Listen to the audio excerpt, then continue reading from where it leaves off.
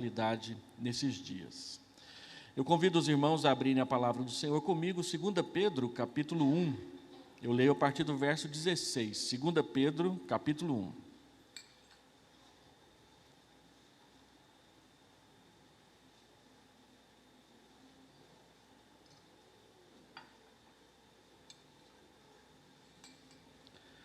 Segunda Pedro, capítulo 1. Nós estamos falando sobre avivamento. Existe uma polêmica entre se é avivamento ou reavivamento.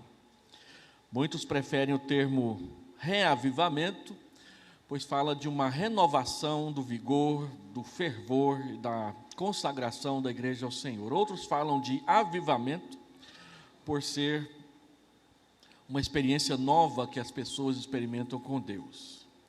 Lendo o livro Reavivamento na África do Sul, do pastor Erlo Stengen, ele diz que não gosta muito nem de um termo e nem de outro, porque para ele, todo crente deve ser avivado. A ser vivo ou ser cheio do Espírito Santo deveria ser a experiência normal da igreja. No entanto, muitas vezes, nós vivemos abaixo daquilo que Deus diz que nós devemos viver, e por isso, então, se justifica o termo reavivamento.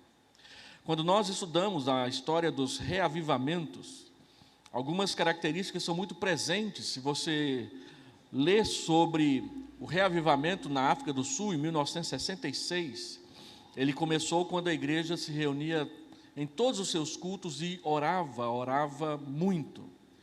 E isso se tornou uma característica da igreja.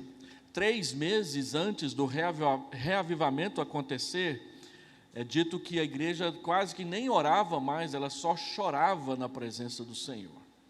Então, Erlo Stengen diz que numa noite ele chegou para dirigir um culto normal, um domingo comum, não era uma conferência, não era aniversário da igreja.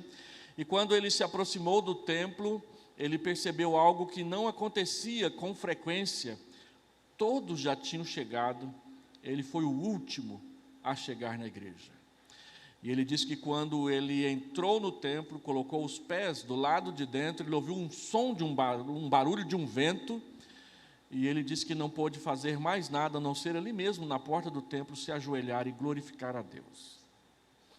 Não houve nada de diferente ali, ele simplesmente fazia o culto, pregava a palavra, e a única frase diferente de um culto normal que ele falava era: se você quiser acertar a sua vida com Deus, logo após o culto, não vá embora, fique para conversar comigo, eu vou orar com você. O resto do culto era normal, não havia nenhuma frase diferente, nenhum louvor diferente, nenhuma música diferente, nada havia mudado na liturgia, e depois que o reavivamento começou, também nada mudou na liturgia da igreja. O que mudou foi a vida da igreja.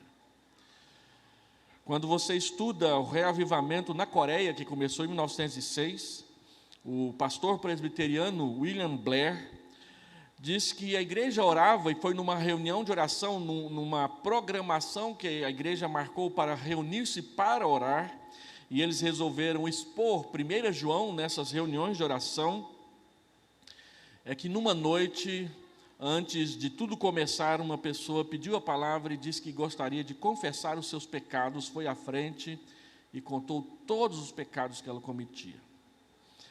Então o pastor, antes que ele começasse a liturgia, uma outra pessoa levantou a mão e veio à frente e fez a mesma coisa, depois outra, depois outra, depois outra, depois outra. A reunião ficou a noite inteira. Ele disse que nunca mais ele gostaria de participar de uma reunião como aquela, mas depois daquela noite de confissão de pecados, a igreja mudou, e o reavivamento coreano começou. Quando você estuda a história da igreja, você percebe que a oração está sempre presente nos reavivamentos. Nós falamos um pouco sobre a oração ontem, mas nós também percebemos que todos os reavivamentos da história da igreja, sem exceção, nenhum deles sai fora dessa regra, todos eles eram marcados, caracterizados por pregação expositiva. Os pastores, em vez de ficar com jargões, com clichês, com exortações, eles abriam a Bíblia, explicavam a Bíblia texto após texto.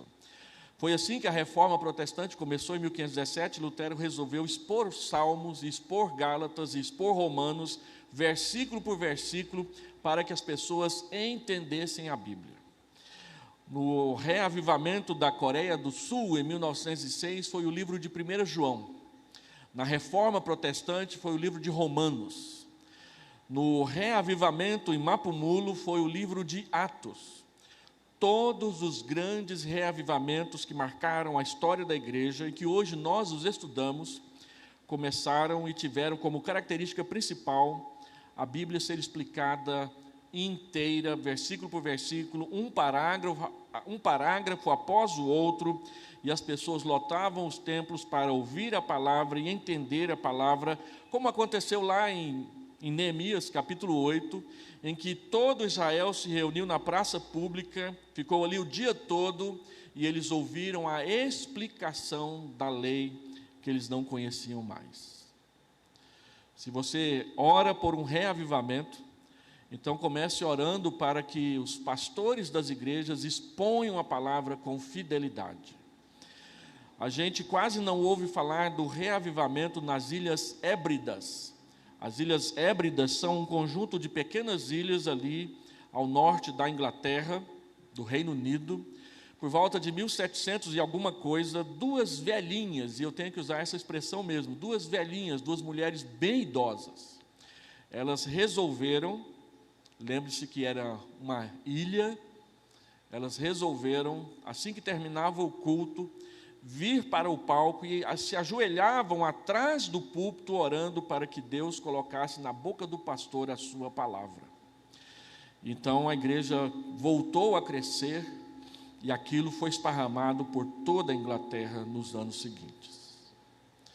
Se nós esperamos reavivamento, nós precisamos perguntar qual é o compromisso que nós temos com a palavra de Deus. Eu a leio, eu aguardo, eu a obedeço, eu espero e trabalho para que a minha igreja seja completamente comprometida com as Escrituras, desde o membro mais novo até o mais idoso, todos os oficiais, todos os presbíteros. A igreja leva a sério aquela máxima das Escrituras de que um presbítero deve ser apto para ensinar, e não é possível ser apto para ensinar se não conhece as Escrituras. Então eu leio a palavra de Deus que diz, 2 Pedro capítulo 1, versículo 16, porque não vos demos a conhecer o poder e a vinda de nosso Senhor Jesus Cristo, seguindo fábulas engenhosamente inventadas, mas nós mesmos fomos testemunhas oculares da sua majestade, pois ele recebeu da parte de Deus Pai honra e glória, quando pela glória excelsa lhe foi enviada a seguinte voz: este é o meu Filho amado,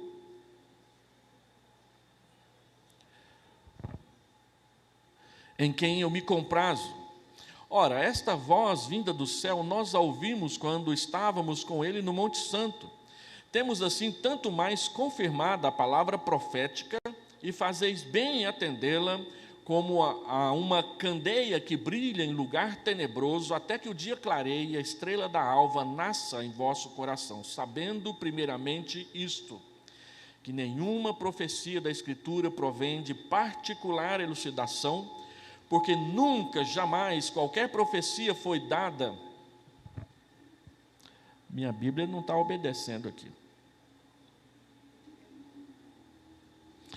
Por vontade humana, entretanto, homens santos falaram da parte de Deus, movidos pelo Espírito Santo. Vamos orar. Deus, nós queremos pedir a palavra do Senhor para nós, pedir que o Senhor fale conosco, que nós possamos entender a Escritura Sagrada e ouvir ao que o Senhor tem para nos dizer com o coração aberto. Fala conosco, nós te pedimos em nome de Jesus. Amém. O contexto de 2 Pedro, ele tem como objetivo, ao escrever essa sua segunda carta, fortalecer a fé dos cristãos. Ele afirma isso com todas as letras, no capítulo 1, versículo 10. O tema geral da segunda carta de Pedro é a segunda vinda do Senhor Jesus Cristo, e ele gasta todo o capítulo 2 e todo o capítulo 3 para falar à igreja sobre essas questões. E Pedro, então, nesse texto que nós acabamos de ler, ele nos apresenta pelo menos 3 fundamentos sobre os quais devemos construir uma fé mais robusta, comprometida com Deus e com a sua palavra.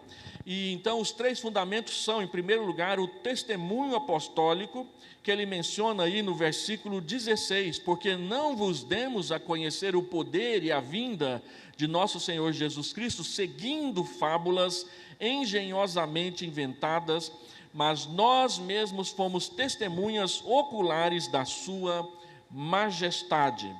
Pedro diz, em primeiro lugar, que a nossa fé é fundamentada no testemunho dos apóstolos. Nós chamamos isso de testemunho apostólico. A primeira vinda do Senhor Jesus Cristo é o fundamento da nossa fé na promessa da segunda vinda. Porque nós cristãos sabemos que o Senhor Jesus Cristo voltará pela segunda vez? Porque o Antigo Testamento profetizou que ele viria pela primeira vez e ele veio. Então, quando ele diz que voltará uma segunda vez para completar toda a redenção, julgar todas as pessoas segundo as suas obras, levar para a morada eterna o seu povo eleito, escolhido, e pelo qual ele pagou o preço do seu sangue, ele prometeu que viria, e como a palavra de Deus prometeu que ele viria a primeira vez, nós podemos ter plena segurança de que a segunda vinda acontecerá. Quando as pessoas falam e julgam que Jesus está demorando demais, elas não percebem a falácia das suas falas, porque durante milênios o Senhor Deus disse que Jesus viria e ele veio. Paulo fala em Gálatas capítulo 4, verso 4, que ao completar a plenitude dos tempos, Deus enviou o seu Filho. Quando chegou o momento certo, Deus enviou Jesus e ele disse que ele veio sob a lei, ou seja, para cumprir tudo o que a lei havia dito, e ele veio nascido de uma mulher, como o Antigo Testamento havia dito que ele nasceria de uma virgem, e assim foi.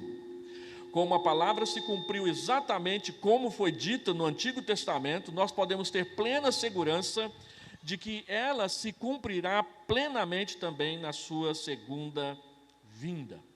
A primeira vinda do Senhor Jesus é o fundamento que nós temos para crer e esperar com segurança e paciência o seu retorno, a sua segunda vinda. Ele virá, irmãos.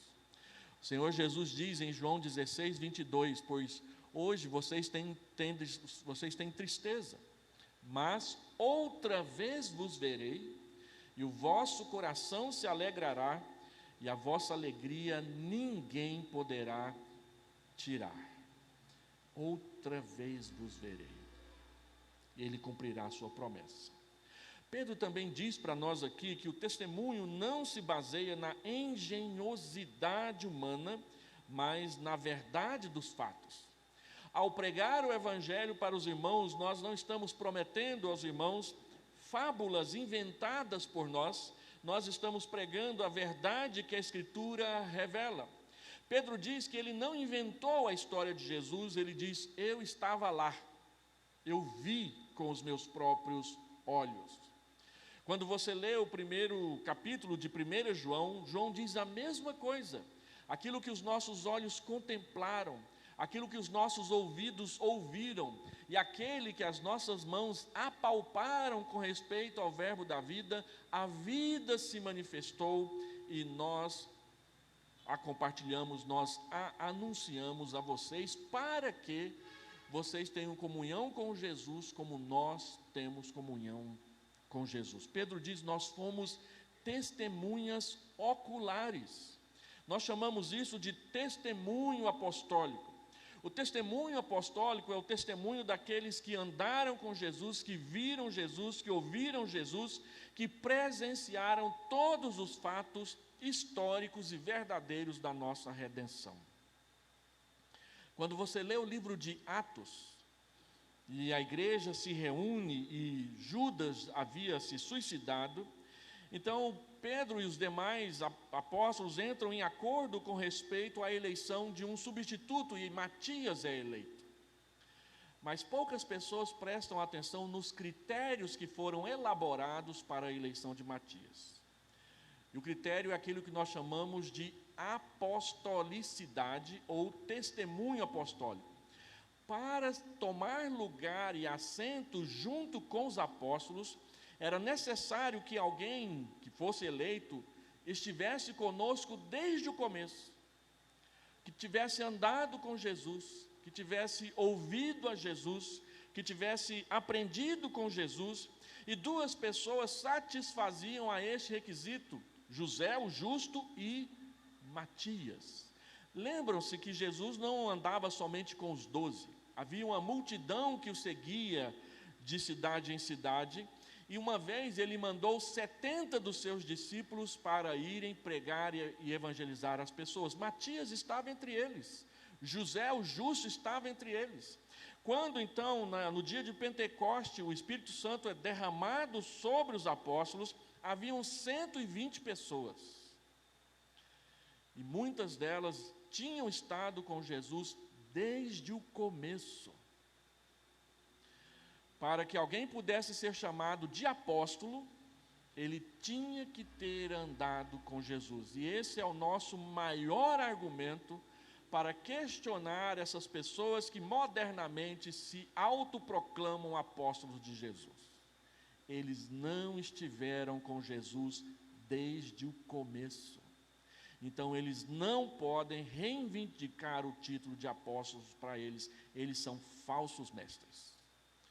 Cuidado com o programa que você assiste na televisão, que é produzido por alguém que se autoproclamou apóstolo de Jesus, porque um dia teve uma visão na beira de um lago, lá na Colômbia, por exemplo. Só pode ser chamado de apóstolo quem esteve com Jesus desde o começo. Aí você fala assim, mas e Paulo? Paulo não esteve com Jesus desde o começo. Paulo diz que ele nasceu fora do tempo, mas ele diz que ele não recebeu o evangelho dele por meio de nenhum dos apóstolos. O próprio Jesus veio a ele, depois que ele teve aquela experiência de Atos 9, na estrada de Damasco, e durante 2 anos lhe falou tudo a respeito do evangelho. Então Paulo sobe a Jerusalém, Gálatas capítulo 2, e ele conversa com Pedro, ele conversa com João, ele conversa com Tiago, não Tiago apóstolo, mas o Tiago irmão de Jesus, que é o pastor de Jerusalém, e ele conta tudo que Jesus revelou para ele.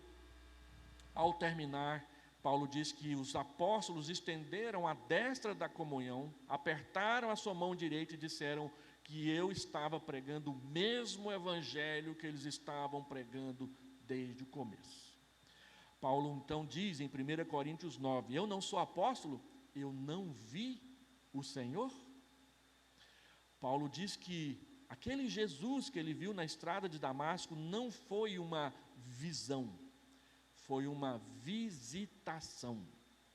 E Jesus continuou fazendo isso durante 2 anos, os chamados 3 anos de silêncio do apóstolo Paulo, antes de ele começar a pregar o evangelho.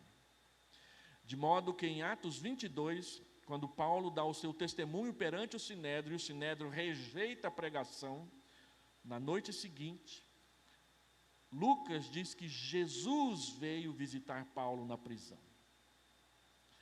E é isso que nós chamamos de testemunho apostólico. A nossa fé não é baseada em uma história que foi inventada com inteligência, engenhosamente construída. Quando você pega O Senhor dos Anéis de R.R. Tolkien, aquele calhamaço de quase 3.000 páginas, aquilo ali é uma história engenhosamente programada, construída. Tolkien criou personagens, criou idiomas, criou gramáticas de um povo que a gente nem conhece porque nunca existiu. E ele colocou tudo isso em livro, um livro admiradíssimo pelas pessoas, mas Gandalf, Balrog, elfos, orques, aquela turma toda nunca existiu. estava só na cabeça dele. Pedro diz: o Evangelho não é isso. O Evangelho não é guerra nas estrelas.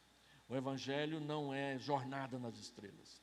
O Evangelho não é o Senhor dos Anéis e nem os anéis mágicos. O Evangelho é a verdade que aconteceu diante dos nossos olhos. E é isso que nós pregamos para vocês. Crer no Evangelho não é crer numa história. Crer no Evangelho é crer naquilo que realmente aconteceu. Deixa eu exemplificar isso para os irmãos. Nós estávamos numa classe de fundamentos da fé, de catecúmenos, preparando adolescentes para serem batizados na igreja. Então nós perguntamos para eles: vocês creem na ressurreição de Jesus? E eles responderam quase em coro: é claro que cremos, é por isso que nós queremos fazer a nossa pública profissão de fé. Então nós resolvemos reformular a pergunta. E nós perguntamos para os adolescentes da igreja: vocês creem que Jesus estava vivo? E de repente ele foi crucificado, ele morreu, ele bateu as botas, esticou as canelas, as pessoas o embrulharam num lençol, levaram para dentro de uma caverna, fecharam a caverna. 3 dias depois ele voltou a respirar, ele sentou, ele desenrolou o lençol, ele levantou e saiu andando. Aí um deles disse: nisso aí eu não creio não, pastor. Mas é nisso que você tem que crer. A ressurreição de Jesus não é uma história interessante, engenhosa, caprichosa, bem construída. A ressurreição de Jesus é algo que aconteceu de fato. Deus prova o seu amor para conosco pelo fato de ter Cristo morrido por nós, sendo nós ainda pecadores. Então, Pedro diz que ele foi testemunha ocular. João diz que ele foi testemunha ocular. Paulo diz que ele foi testemunha ocular. Eles estavam lá, eles viram Jesus, eles andaram com Jesus. O autor de Hebreus diz que eles viram e nos contaram o Evangelho. João Calvino diz que Hebreus 2, 3 e 4 é exatamente a razão porque ele não acreditava que foi Paulo que escreveu o livro de Hebreus. Porque Paulo diz que nunca recebeu o Evangelho dos apóstolos, mas o autor de Hebreus diz que ele recebeu o Evangelho dos outros apóstolos. Então Calvino diz que sobre a autoria de Hebreus, a única certeza que ele tinha é de que não foi Paulo que escreveu. Ele não questiona a inspiração do livro de Hebreus. Ele só crê, pelo que Paulo diz em Gálatas 2, que não foi Paulo que escreveu o livro de Hebreus. Existem possibilidades que o pastor Calmito, numa outra oportunidade, pode falar sobre essas possibilidades para os irmãos. Eu vou deixar essa tarefa para ele. Quando você lê um livro muito famoso, um livro dessa grossura, chamado Contra as Heresias, escrito no ano 180 depois de Cristo, ele diz o seguinte: João, o apóstolo, viu a Jesus e contou para Policarpo de Esmirna. E Policarpo de Esmirna contou para nós. Você não se lembra quando nós, assentados no colo do amável Policarpo, ele falava das verdades de Jesus para nós? Esse livro Contra as Heresias, Irineu escreveu para um amigo que havia crescido na igreja desde pequeno junto com ele, mas quando ficou adulto se afastou do Evangelho, e ele escreveu um livro inteiro, grossão assim, para convencer o seu amigo a voltar para o Evangelho. Ele diz: João viu e contou para Policarpo. Policarpo ouviu de João e contou para nós. Não abandone o Evangelho, ele é a verdade que aconteceu. O primeiro fundamento da nossa fé é o testemunho apostólico, ele é a história. Segundo fundamento, Pedro diz no versículo 19 que é a palavra profética. Observe aí no texto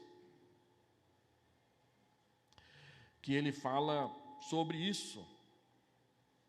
Ele diz: temos assim tanto mais confirmada a palavra profética, e fazeis bem em atendê-la como uma candeia que brilha em lugar tenebroso, até que o dia clareie e a estrela da alva nasça nos nossos corações. A palavra profética é a palavra que anunciou a vinda do Senhor Jesus para nós.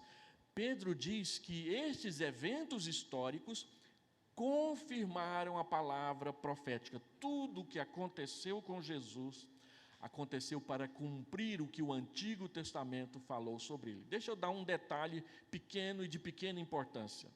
Por que o Senhor Jesus começa a pregar o Evangelho e a pastorear somente aos 30 anos de idade? Algumas pessoas perguntam, por que ele não começou aos 20? Por que ele começou aos 30?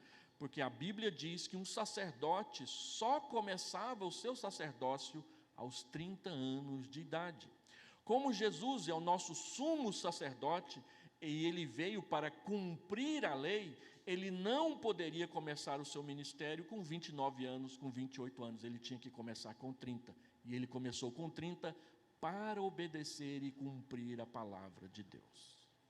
Tudo que ele fez, nos menores detalhes, quando você estuda a vida de Jesus, você percebe que tudo cumpre exatamente a palavra do nosso Deus na Escritura Sagrada. Então, a palavra profética ela é confiável em razão da promessa feita por Cristo de que Ele retornará a segunda vez. E Pedro nos dá então um conselho. Se a palavra profética é confirmada pela história, fazemos bem em atendê-la. É um bom conselho que se dá para as pessoas, preste atenção no que a Bíblia diz, obedeça o que a Bíblia diz, porque ela é a verdade. O que ela diz, acontece. Se você obedece, você estará em contato verdadeiro com a Escritura Sagrada.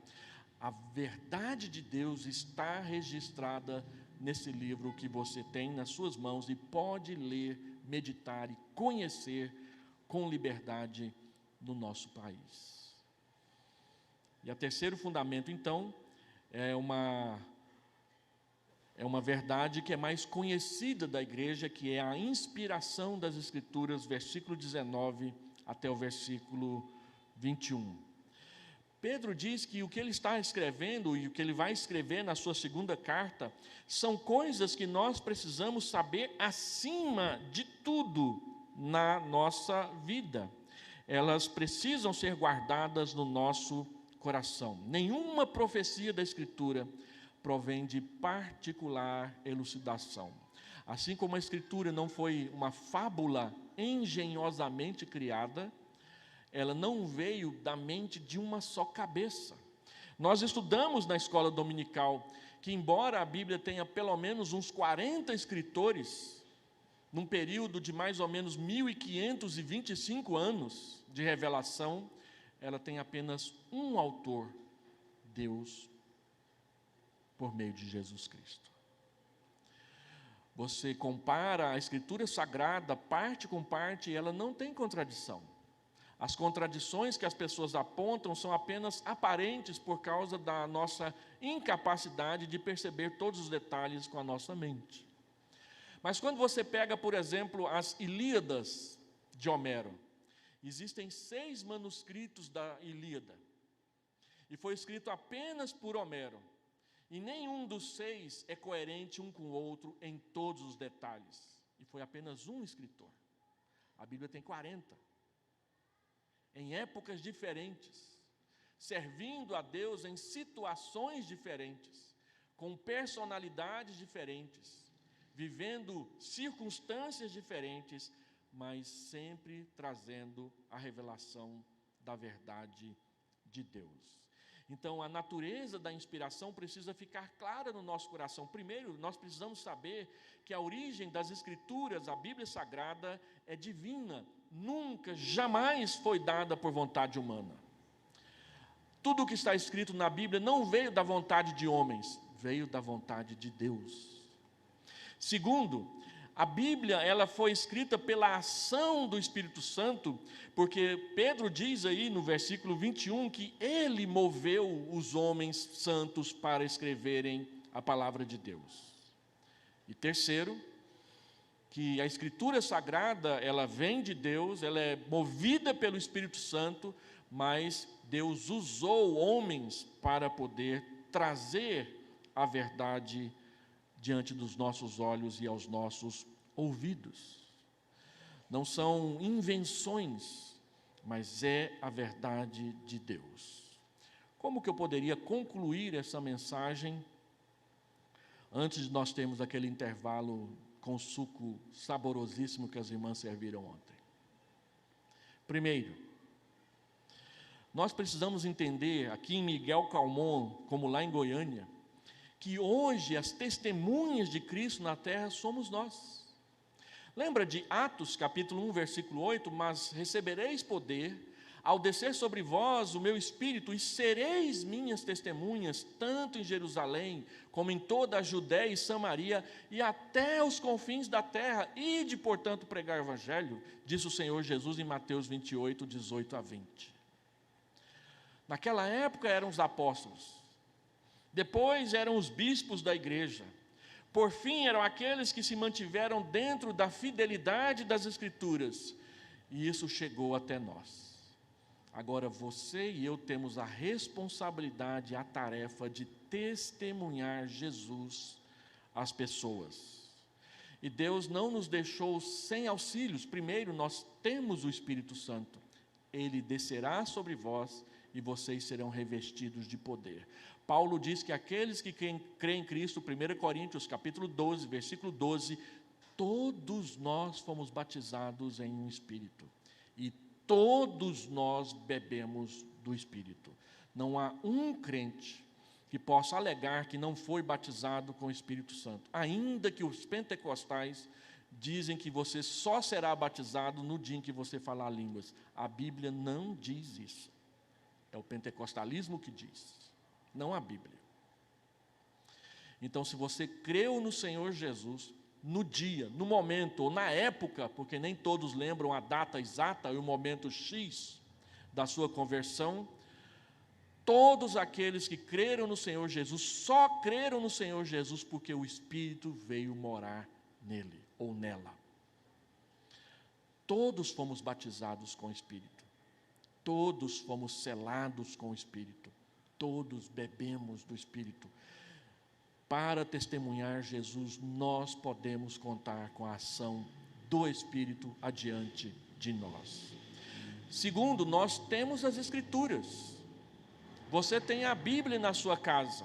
Nós não vivemos mais na época de Mary Jones, que andou 42 quilômetros para comprar uma Bíblia depois de ter ficado muito tempo economizando para isso. Depois disso, as igrejas se organizaram e criaram as sociedades bíblicas. A Sociedade Bíblica do Brasil foi criada em 1948 e hoje é a maior impressora de Bíblia no mundo. Está aqui no Brasil, aqui em Brasília, perto de nós. Ela é a editora que mais imprime Bíblia no mundo inteiro. Inclusive, esse papel fino que você tem na sua Bíblia é uma invenção da Sociedade Bíblica do Brasil, chamado papel Bíblia.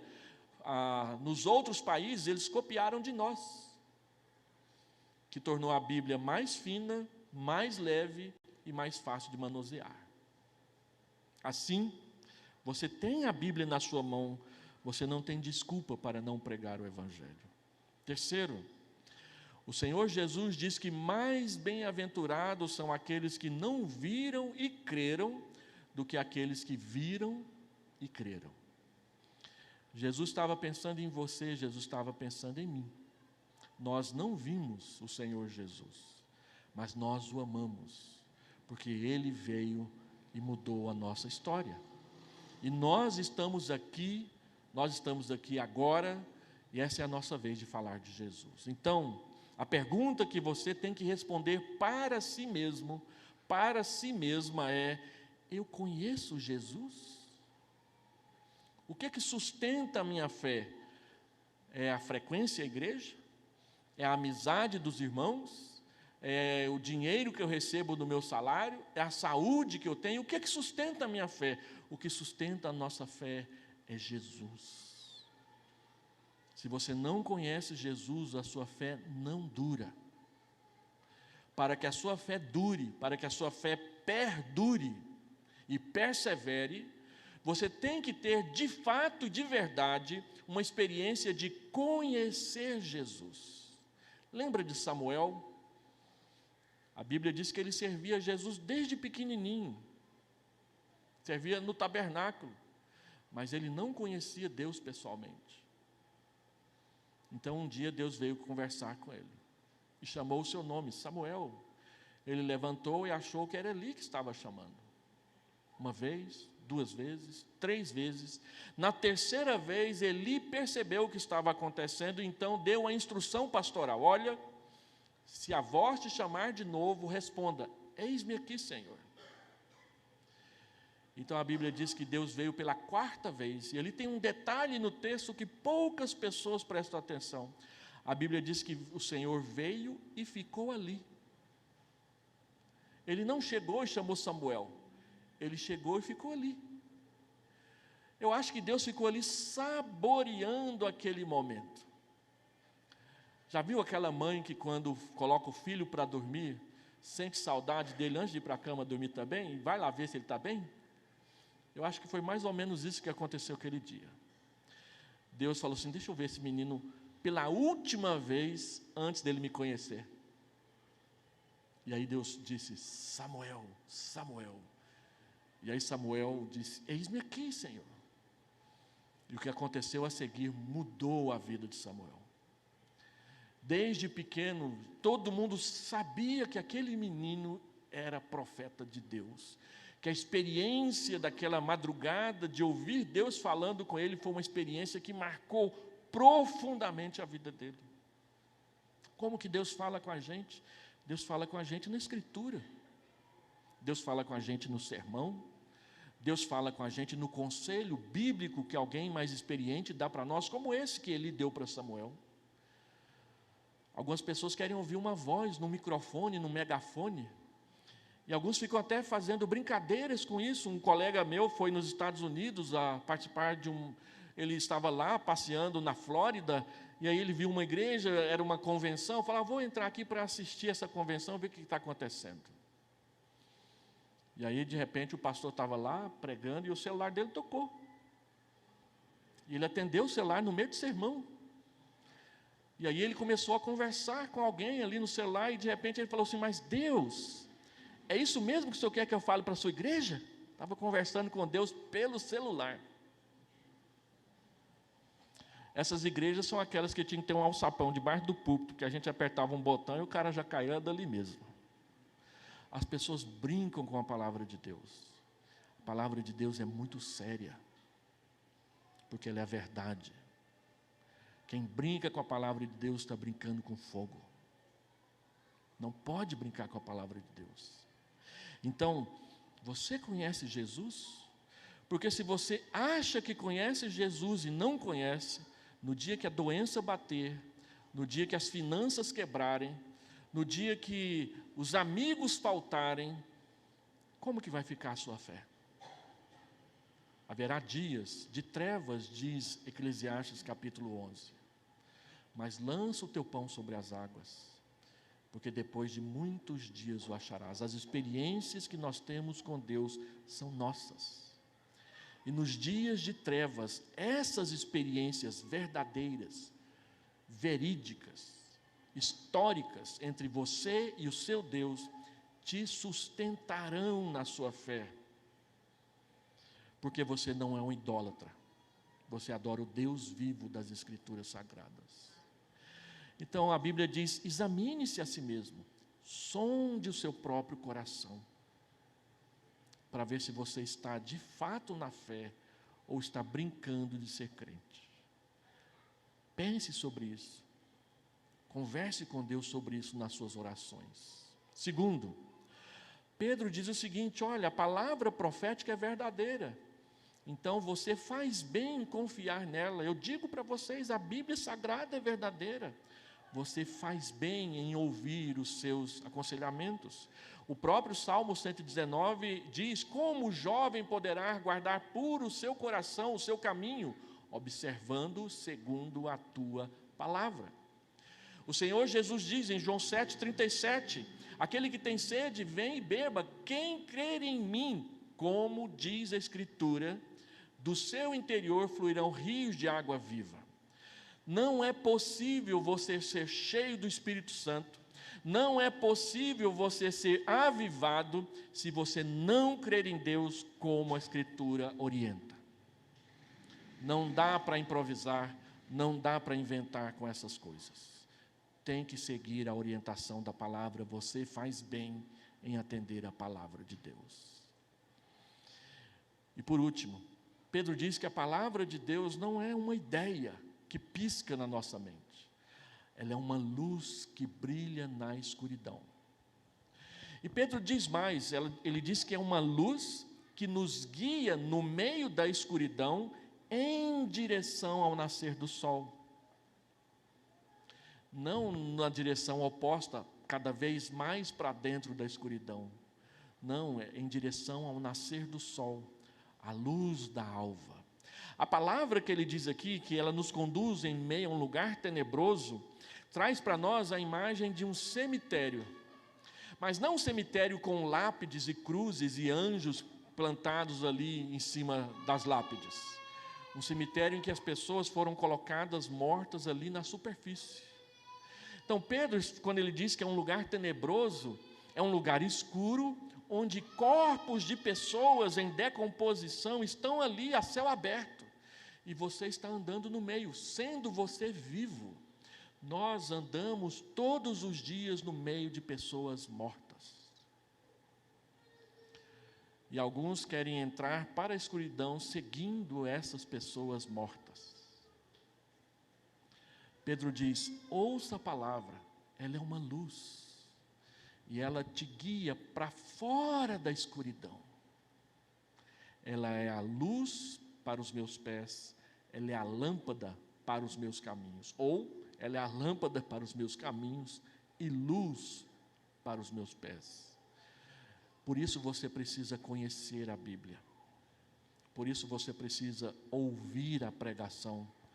Por isso você precisa falar para as pessoas a respeito da palavra de Deus. Apocalipse, capítulo 1, versículo 3.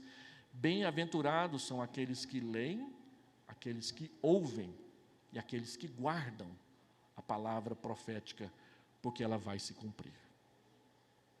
E eu quero terminar então dizendo o seguinte: a palavra de Deus é lâmpada para os nossos pés. A palavra de Deus é um meio de graça que Deus coloca nas suas mãos, não nas suas prateleiras, não na gaveta da sua cômoda, não no console do seu automóvel, onde você só pega quando você para na porta da igreja e vem, depois coloca lá e não quer saber mais dela. Nas suas mãos, para a leitura. E quando ele diz lá, bem-aventurados aqueles que leem, não é aquele que lê só para si mesmo, mas é aquele que lê para os outros, para o avô, para a avó, para o filho. Nas nossas igrejas em Goiânia, nós temos o costume de fazer no final do ano o culto de ação de graças e o culto do bebê. Então nós trazemos todas as crianças que nasceram de novembro do ano passado até novembro desse ano à frente, oramos pelas famílias e cada criança, cada bebê recebe uma Bíblia de presente. Não a Bíblia completa que você tem na mão, mas uma Bíblia para criança. Para quê? Tem 2 propósitos. Para que os pais saibam que a igreja leva a Bíblia a sério, e eles precisam levar também. E para que os pais se lembrem de ler a Bíblia para suas crianças. Porque no dia do batismo você faz uma promessa para Deus, é a última pergunta. Você promete dar ou mandar dar a educação para que o seu filho aprenda a ler, para ler a Bíblia. Não tem nenhuma experiência mais marcante de um pai com um filho do que no dia em que o filho lê um versículo da Bíblia pela primeira vez sozinho. Você já teve essa experiência? Ela fica. Ali você começa a entender que você está cumprindo a promessa que fez para Deus, mas só está começando a entender, porque agora sim ela começa a entender a Bíblia, então agora você vai poder explicar. É um papel seu. E você precisa levar a sério. A Bíblia é alimento para as nossas almas, nós lemos aqui no Salmo 19. E ela é instrumento para o nosso crescimento e serviço. Toda a Escritura é inspirada por Deus e útil para o ensino, para a repreensão, para a correção, para a educação na justiça, a fim de que todo homem de Deus seja perfeito e perfeitamente habilitado para toda boa obra. Você quer um avivamento? Você ora por um reavivamento? Então comece a orar para que você leia a Bíblia todos os dias. Leia a Bíblia toda, em sequência. Não precisa ler a Bíblia toda em um ano. Se você ler 3 capítulos por dia e 4 aos domingos, você lê a Bíblia em 365 dias. Mas se você ler um capítulo por dia, todos os dias, em sequência, com 3 anos e meio você lê a sua Bíblia inteira. É melhor você ler a Bíblia inteira com 3 anos e meio do que você não ler em tempo nenhum. Eu já li a Bíblia toda 34 vezes. E algumas pessoas, puxa, pastor. Na igreja que eu pastoreei, tinha um presbítero que lia a Bíblia inteira 3 vezes por ano, depois que ele se aposentou. Eu estava lá na metade da metade, ele já tinha terminado a primeira leitura. Eu conheci um pastor que tinha lido a Bíblia inteira 79 vezes. Quantas vezes você já leu a Bíblia inteira? E eu pergunto especificamente para os homens com mais de 18 anos de idade: quantas vezes você já leu a Bíblia inteira? Porque você está apto para ser eleito presbítero dessa igreja. E para ser presbítero dessa igreja, você precisa ser apto para ensinar as Escrituras. Como ensinar a Escritura que eu não conheço? Por isso que muitas vezes os presbíteros brigam com os pastores, mas não sabem nem por que estão brigando. Não conhecem a Bíblia. Então nós lançamos um desafio na nossa igreja lá em Goiânia. Se você quer ser presbítero da igreja, leia a Bíblia toda, porque vai ser a primeira pergunta que nós vamos fazer para você no exame do conselho. E nós juntamos 2 igrejas que iam ser organizadas, 27 homens das 2 igrejas foram indicados para o presbiterato e diaconato. E nós chegamos lá, e a primeira pergunta que nós fizemos para eles foram: quantas vezes vocês já leram a Bíblia inteira? Só um tinha lido a Bíblia inteira. E todos os 27 eram candidatos ao presbiterato e ao diaconato da igreja. Então nós lançamos o desafio. 1 ano e meio depois, um homem chegou para mim e disse: pastor, agora eu posso ser candidato ao presbiterato da igreja, porque agora, finalmente, eu li a Bíblia inteira pela primeira vez. Então eu pergunto aos homens desta igreja aqui presentes: você já leu a Bíblia inteira quantas vezes? Pastor, eu não li nenhuma. Então amanhã nós começamos o compromisso. Como essa igreja e todas as igrejas da Igreja Presbiteriana do Brasil serão avivadas se os homens, em primeiro lugar, não pegarem o boi pelo chifre? Vocês querem delegar essas tarefas para as mulheres? Atualmente, na IPB, as mulheres não podem nem pregar no domingo à noite. É tarefa sua, homem. Não fuja dessa tarefa. Aos jovens eu pergunto: e você, está lendo a Bíblia inteira? Porque não tem ninguém para questionar a decisão do conselho mais do que jovem. E eu pergunto: você está questionando a decisão do conselho? Você conhece a Bíblia? Qual que é o seu argumento para perguntar para o pastor por que o cântico X não vai ser cantado na igreja? Ah, pastor, mas é tão bonitinha a melodia é bonita, mas a letra é ruim. A doutrina é péssima. E nós não queremos o povo de Deus cantando doutrina falsa nos nossos cultos. Então a gente corta. Você que é jovem, você que gosta das musiquinhas que aparecem por aí, você conhece a Bíblia para saber qual é verdadeira e qual é falsa? Eu me lembro quando Deus me converteu, eu perguntava assim: será que algum dia eu vou saber se essa música está certa e aquela está errada? Porque para mim todas eram certas. E eu comecei a aprender quando eu comecei a ler a Bíblia. A Bíblia é o padrão, não é o pastor, não é o conselho, é a Bíblia.